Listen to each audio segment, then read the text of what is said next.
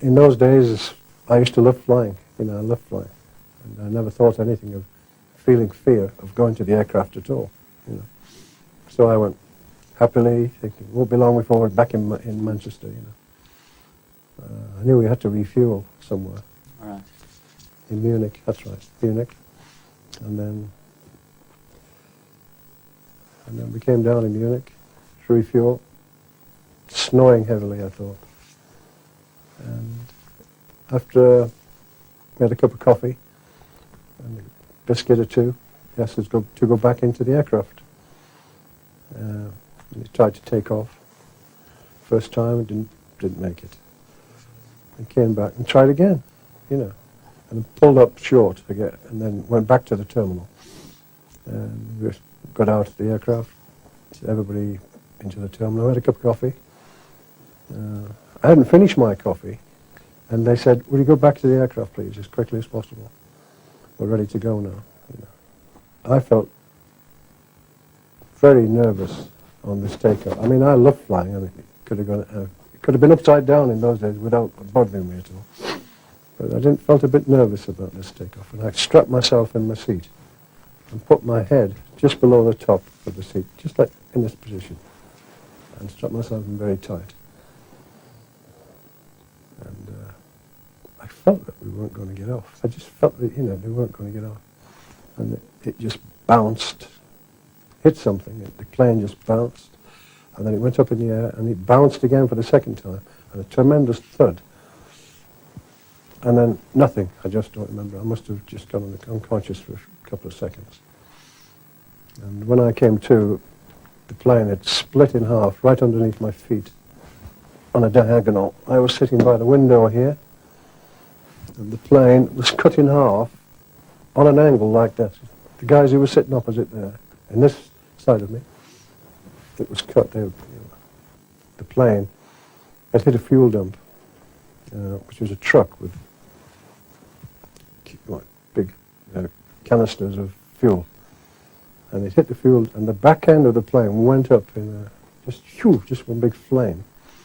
And the front part of the aircraft just went spinning on and on, for I don't know how long, but finally came to rest. And I was sitting just like this, just looking into space. There was nothing there at all, and nothing underneath my feet. So I took my seatbelt and just ran, like you do. I looked around, and I could see the whole thing there as I turned around. The tail end of the aircraft, the back end of the aircraft, stuck in this flames, just flames, and a lot of people thrown out. So I started to run back, and I saw Harry Gregg came around the back of the aircraft with a baby in his hand. I didn't know there was a baby on board. Well, I was lucky I got out because my safety belt was broke, and I crept out on my hands and knees. Just as I got to the outside of the plane, I seen a few of the boys hanging about, Peter here, and I called him to come back. I heard a kiddie crying and brought me to senses. I lifted the kiddie out and handed it to Peter. He took it away. Well, I went round to the back of the plane, and the first person I saw was Bill Foulkes. Yeah, when I got out of the plane, the hoses, the firemen had arrived, so I must have had a blackout. And the first person I saw when I got out who looked alive, was Mr. Busby. The others, everybody else, were unconscious. I could see Matt lying on one arm, sitting up on one hand, So I ran across to him to see if I could, do something. And then I saw a lot of the other boys. I saw, So fortunately, the ambulances came, throwing the stretchers down, and we got them, we put Samat on a stretcher. And Bobby, who was lying sitting in his seat, I thought, he became conscious and got up, and was just standing there, just dazed, of course, shock. Dennis Violet, he did the same. Jackie Blanchflower, we all came to, and then we all went back to the hospital. And I remember asking the doctor there, where are all the rest of the boys, Are they in the hospital? He said, no, this is the only hospital. So I realized then that all the other boys had been killed. That was a terrible First realised then.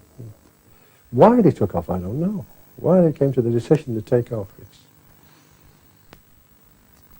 It needed someone to say, look, this is it. We'll take off tomorrow. If the weather's better, we'll take off tomorrow. I felt we were robbed by whatever it was, that took the team. It was a bad decision or just bad luck, I don't know. Afterwards, when I was feeling my pockets, I picked out the cards. This was back in the hotel. The top of the pack of cards in a box were just sliced off like a razor, just about a quarter of an inch.